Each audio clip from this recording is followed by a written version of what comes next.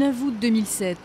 Dans la matinée, BNP Paribas gèle 3 fonds d'investissement adossés aux subprimes.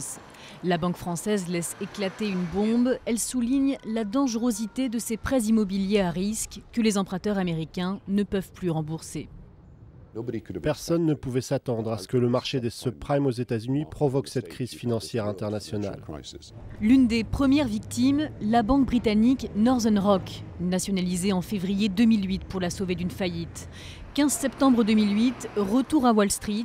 C'est au tour de Lehman Brothers de mettre la clé sous la porte. Cette fois, l'État laisse tomber l'une des plus grosses banques de Wall Street. L'événement crée une onde de choc. En un mois, la bourse américaine perd près de 30%. Alors Washington lance un plan de 700 milliards de dollars pour sauver ses institutions financières. Mais l'incertitude sur les marchés financiers fait basculer les États-Unis et l'Europe dans une crise économique. Je demande simplement aux Français de se souvenir de ce qu'a déclenché en 2008 la faillite d'une banque, Lehman Brothers. Lorsque les Américains ont décidé de laisser tomber cette banque, ça a entraîné une catastrophe financière absolument sans précédent dans le monde entier.